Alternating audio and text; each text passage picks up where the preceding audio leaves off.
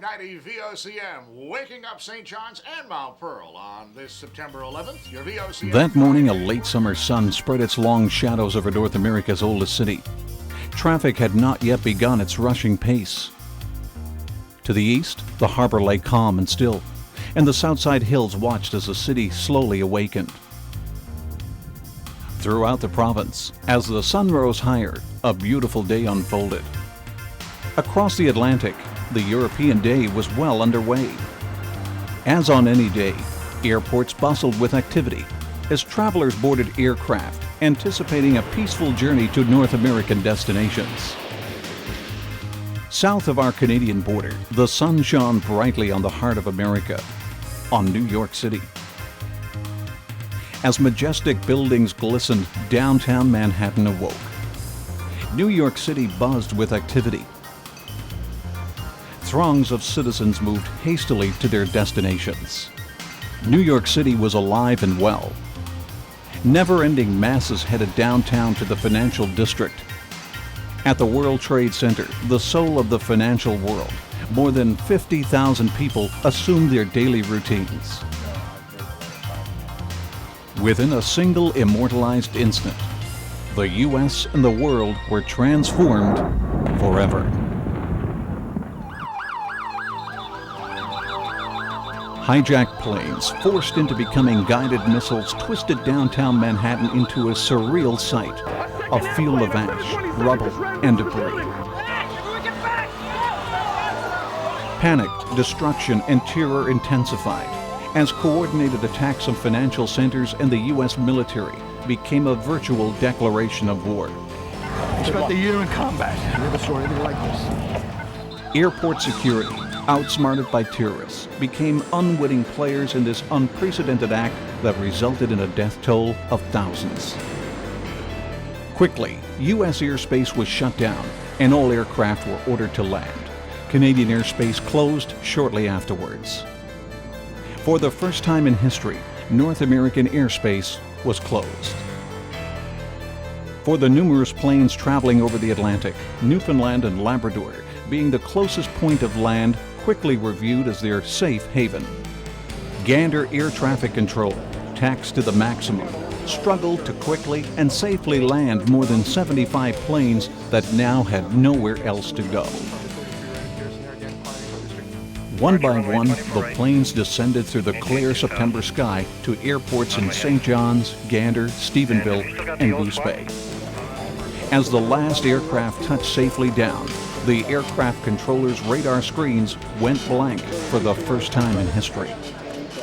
We got on the ground quickly, very quickly. It had to be 15 or 20 minutes, maybe it was longer, but it seemed like 15 or 20 minutes compared to the normal 45 that you usually have when you're coming in for a normal approach. We're given the opportunity, our pilot was given some choices to land. He picked St. John's. Don't know where the other choices were, but he knew Newfoundland, and we landed. There were 27 planes this is to the best that I remember.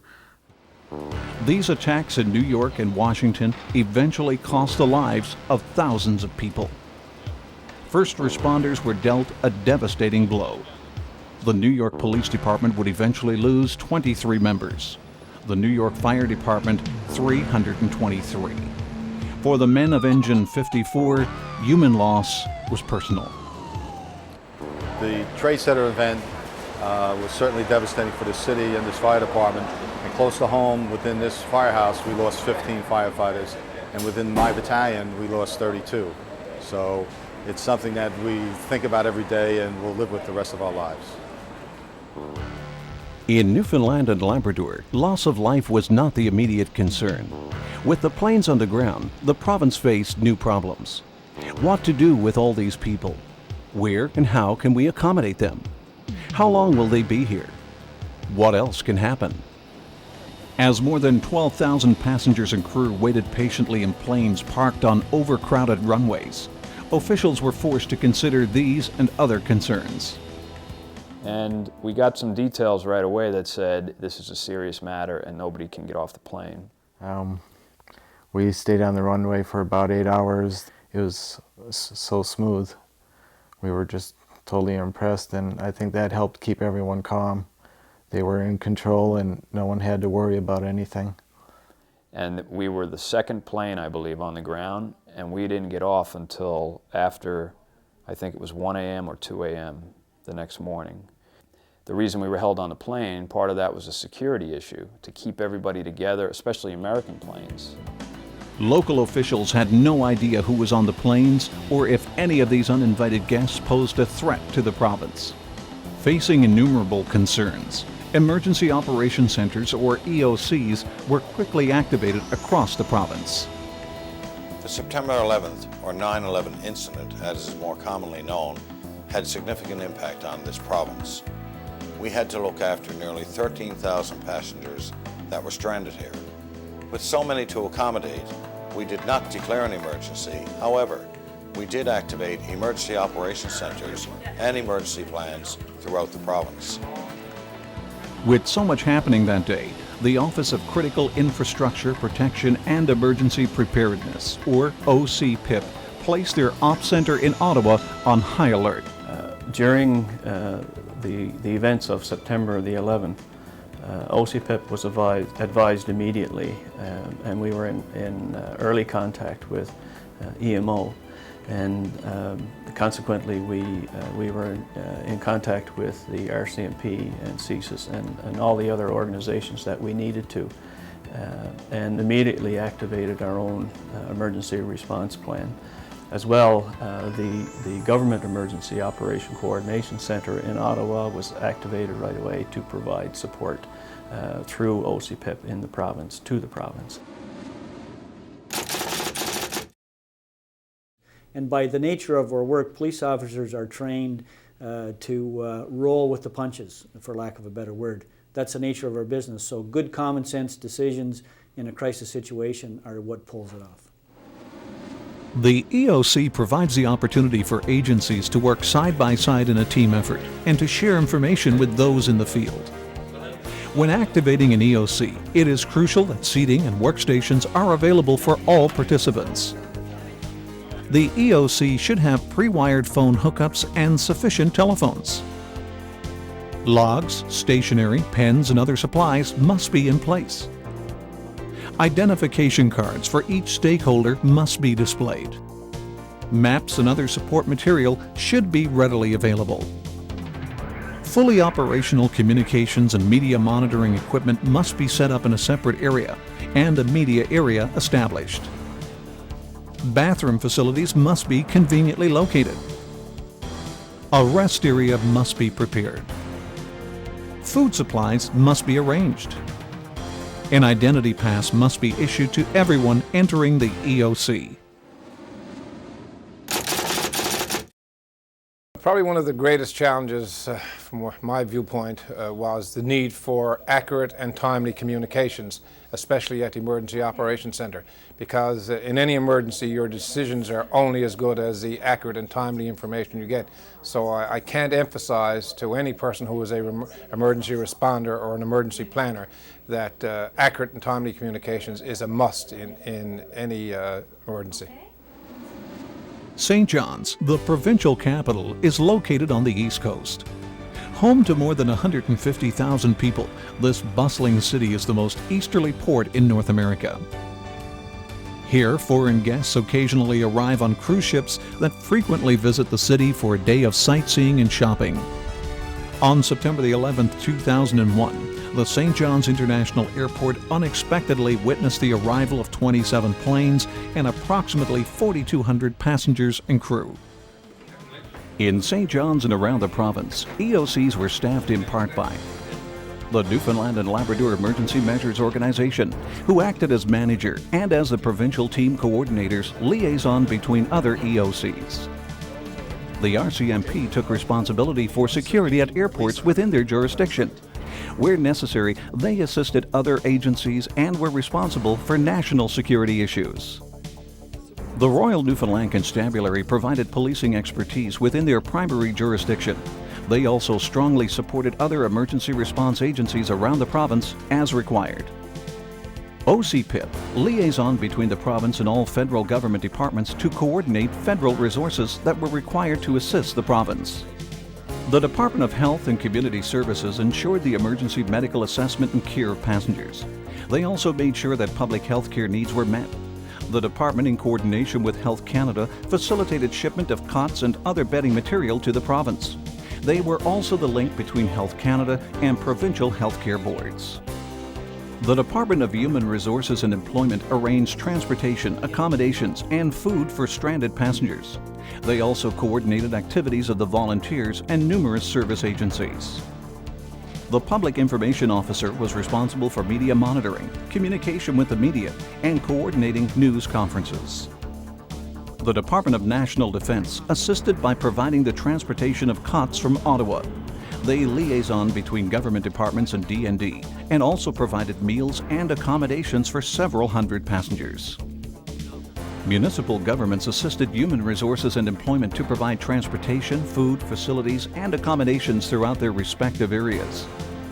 Canada Customs and Revenue Agency was responsible for providing customs, immigration, and security services to the arriving passengers. The Airport Manager of Safety and Security provided assistance as required. In Gander, the town clerk was responsible for the documentation of events and decisions that were made.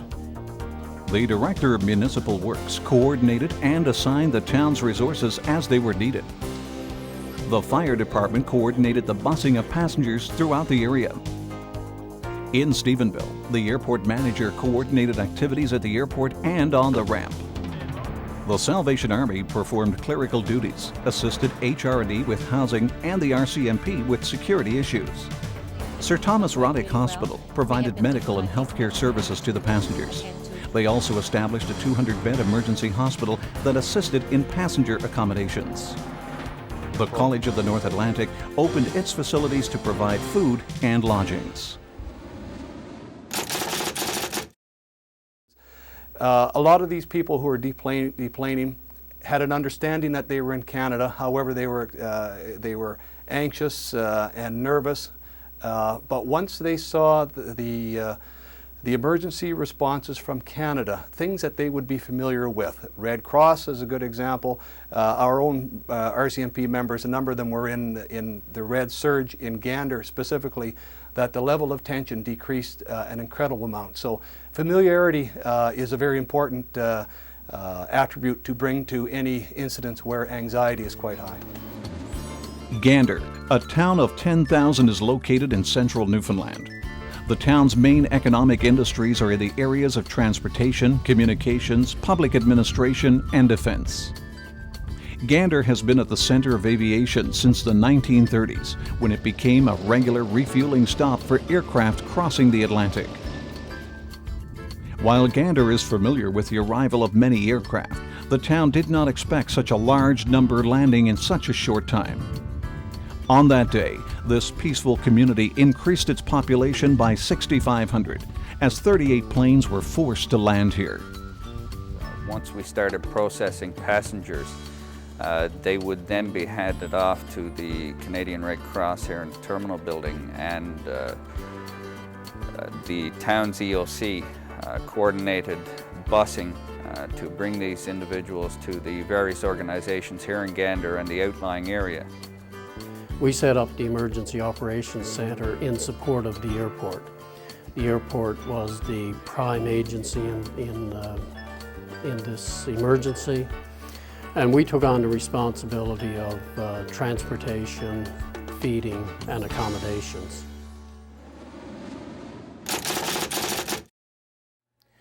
Well, I think one of the, the media can be your greatest asset. You have to realize that you can't push the media off. You have to deal with them, and you have to let them know what's happened currently. And not only that, but when you need to get information out to the public, they're your greatest asset to have, and without them it would be very difficult. The town of Stephenville is located on the province's west coast. An industrial town, Stephenville is a bright, vibrant community. With a population of more than 8,000, this attractive town provides an exceptional quality of life. On September the 11th, 2001, With the arrival of 8 planes and more than 1,100 people, the town manager determined that an EOC was required at the airport. As the key stakeholders had already arrived, a building near the main terminal was selected to serve the purpose.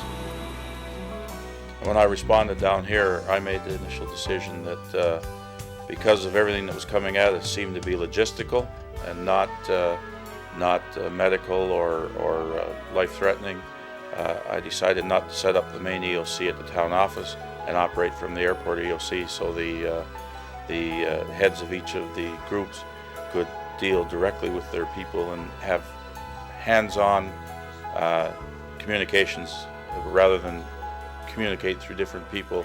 They knew what was happening in their own organization directly themselves. In emergency situations, it's important to have members of the clergy available because there will be people there with varying needs, and those needs will need to be met. Such needs would be the emotional, spiritual, and psychological needs of the people, so therefore it's important to have them there. Happy Valley Goose Bay is located in Labrador and is strategically located on northern air routes between Western Europe, the Arctic, and North America. Canadian Forces Base 5-Wing Goose Bay is located here. The base was founded by the Canadian and U.S. military forces and is world-renowned for its excellent low-level flight training. 5-Wing Goose Bay consists of 5 nations undergoing low, medium, and high-level flight training at this international facility. On September the 11th, 5-Wing Goose Bay controlled the situation. As a military operation, each of the 5 nations stationed there provided food and lodgings for the bewildered passengers. So on September 11th, as soon as the events started to unfold, the command post was opened up on behalf of the Goose Bay Airport Corporation by the Department of National Defence. To ensure a smooth running operation, the Emergency Measures Organization out of St. John's, and there are 2 representatives here, as well as the RCMP, Immigration Canada, and Customs, operated out of our military control center, so we all worked as one big team. We were lucky that we only received the 5 flights. Originally, of course, we were expecting upwards of 50, but because we received the 5 flights, we were able to house all the individuals, all the airliners, and all the air passengers and crew on the base. It was decided to split them up between the allies that were here and ourselves. So we have the Germans, the Italians, the Dutch, and the British.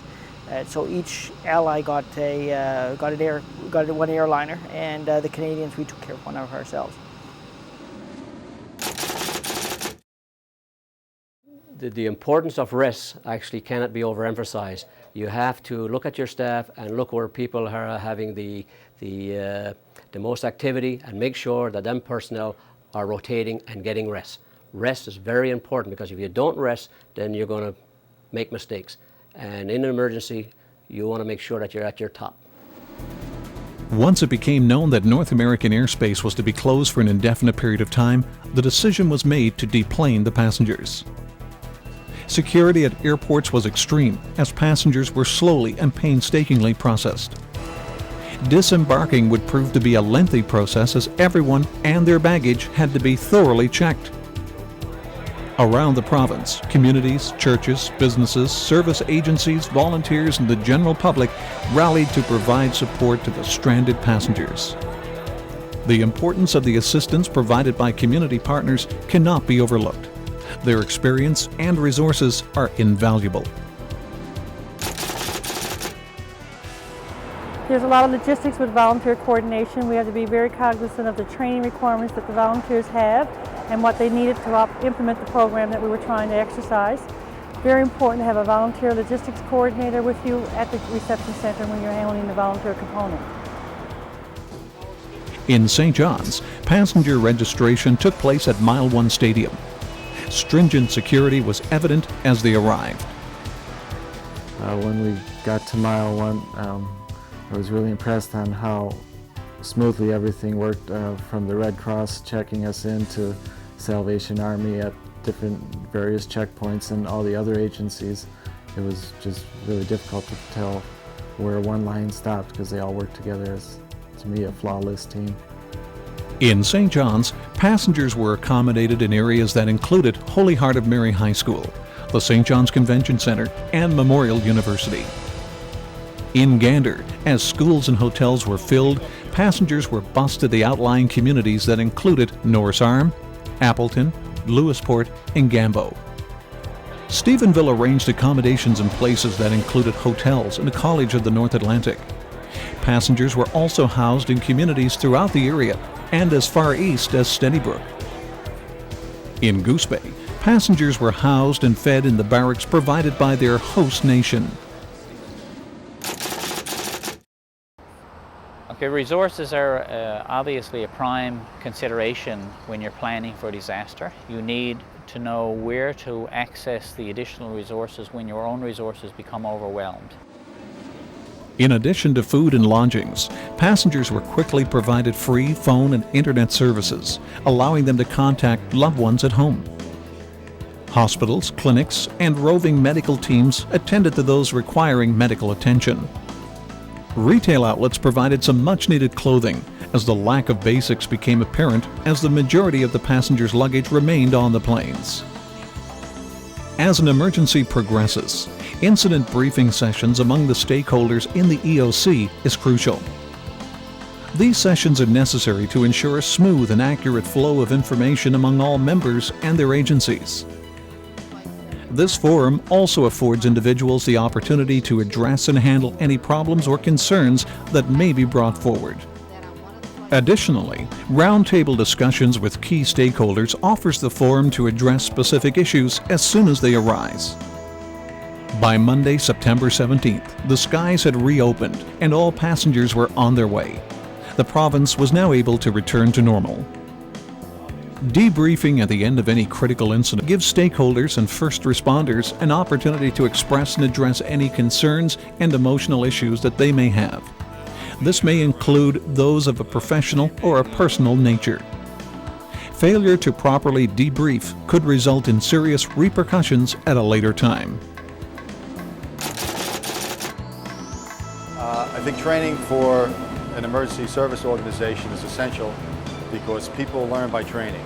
And in the stress of an emergency, that individual is not going to be able to function if they haven't been trained to do something, because that'll stress them and they won't be able to follow through. Training is the key component to effective emergency planning. Newfoundland and Labrador Emergency Measures Organization offers an abundance of courses and training initiatives that are held throughout the year. These include Emergency Plans and Operation, Emergency Operations Center Management, and Emergency Public Information. By the summer of 2002, New York continued to recover. With heightened awareness, people moved about. Cleanup at the World Trade Center site had been completed. However, evidence of the tragic events that took place there still remained.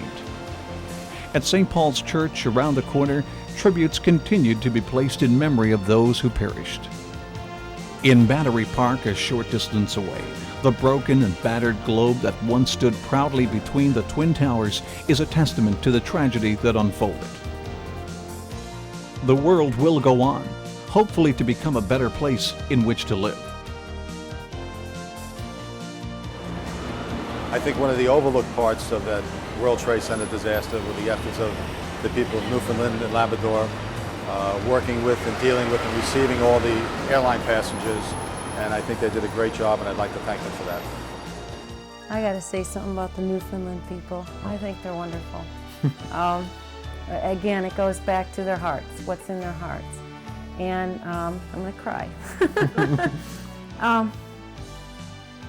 It's not what can I do, it's that I have time for. It's what can I do that I don't have time for. I just want to keep doing until I can't, and that's how it was. We just like to say thank you to all of them. If anything positive may be taken from the tragedy of 9/11, it proved the need for emergency planning and training.